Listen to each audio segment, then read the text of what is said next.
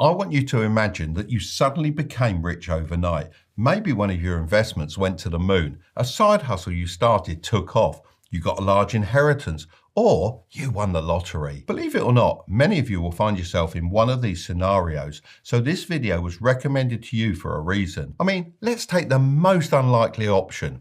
Winning the lottery. This channel's had over 1.5 billion views. Statistically, that's enough that a few of you have already won the jackpot on the lottery, and the odds say at least a couple more of you watching right now will win in the future. So that's a good thing, right? Well, actually, when you suddenly get rich, you're far more likely to lose friends and family, have a greater risk of substance abuse, and finally, divorce. Most people who get rich fast have never actually built wealth before and have absolutely no idea how to manage everything. So here are the 7 things you need to do when you suddenly get rich from a millionaire businessman. I know it might be tempting to go screaming it from the rooftops and rubbing it in your enemies' faces, but the absolute best move is staying as quiet as possible and telling no one. Privacy is really your main priority at this point. You want to be what is known as stealth rich. A guy called Jack Whittaker won $314.9 million from the Powerball in 2002. At the time, it was the largest jackpot ever won by a single ticket. He was the opposite of stealth rich. He went around telling everyone and even became famous for giving money to strangers that asked him for help. He gave away millions to the church and even bought his friends new cars and houses. Now, you're probably thinking he sounds like a lovely guy. Maybe a bit silly, but he had a good heart and good things come to kind people. Well, that couldn't be further from the truth. His wife divorced him, friends abandoned him, and his granddaughter, who he spoilt with money, tragically died from an overdose. He later admitted that being too much of a nice guy destroyed both his fortune and his family. So now you understand the importance of being stealth rich. How do you actually do it? Well, even if you keep this as quiet as possible, some people will still suspect you. It's like those TikToks that say, I won't tell anyone when I become rich, but there will be signs. This means you'll become far more likely to get robbed, sued, blackmailed, or scammed. Once people know you have a bit of money, they descend like vultures. Trust me, I've experienced it. They say this is because money changes people. However, over my years, I've realized that money actually just reveals who that person really is. The only person you should tell is an attorney. Make sure you get a good one that specializes in trust and estate planning. A trust can save millions in taxes and provide a healthy layer of privacy. A lot of people will tell you not to quit your job.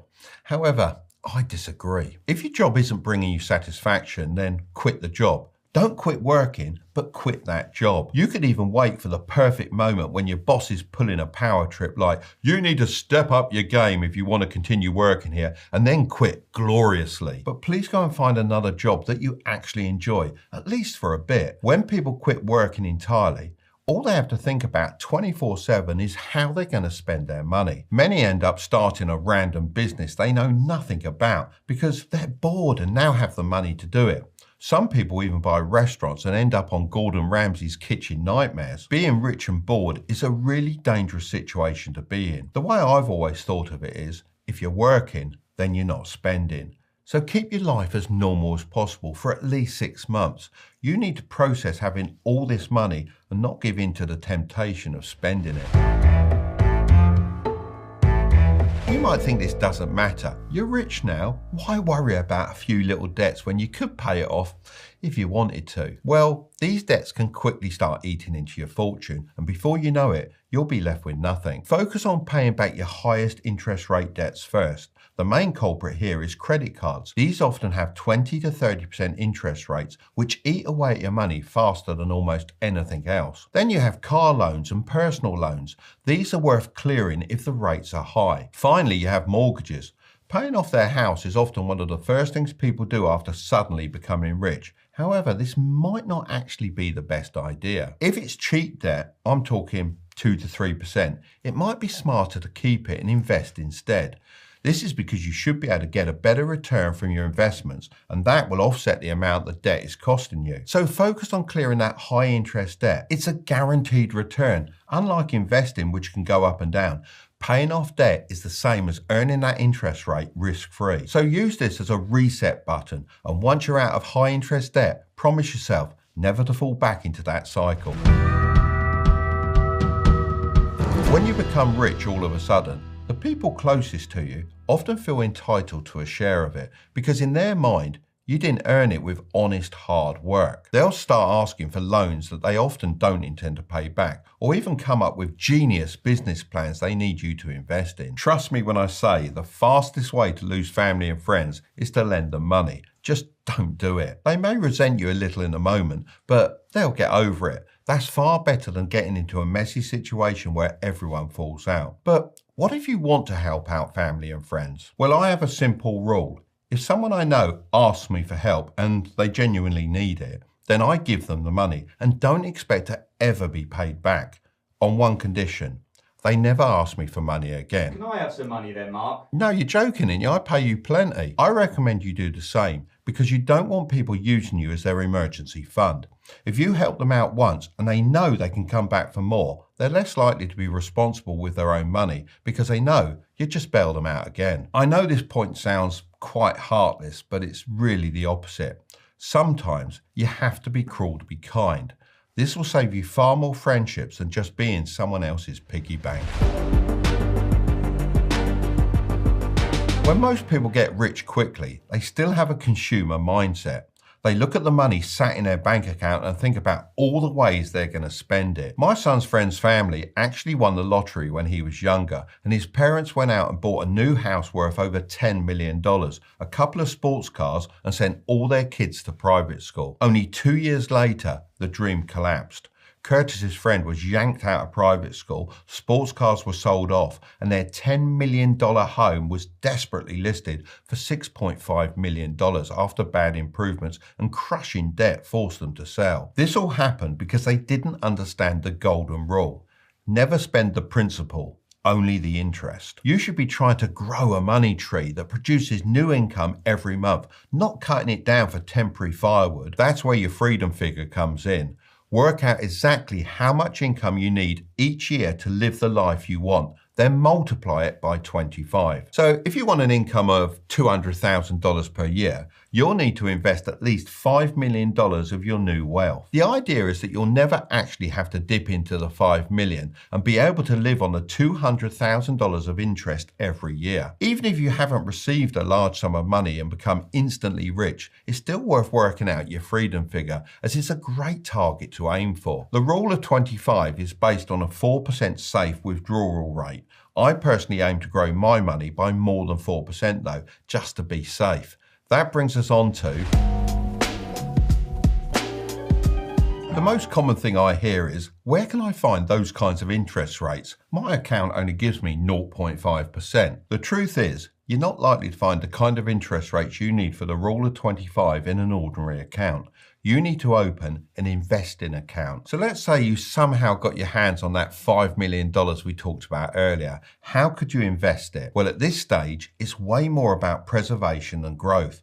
Of course, this does depend on your age and how much risk you want to take, but here's an example of how I would consider splitting it up. Remember, I'm not a financial advisor and this isn't financial advice. First of all, I'd put $1 million into a low-cost total stock market index fund, just like this one. It includes over 1,300 different stocks, so it's very diversified. Its top holdings are big companies like Apple, Microsoft, Amazon, Nvidia, and Alphabet. This is your long-term growth engine and has averaged about 9% per year over the last 20 years.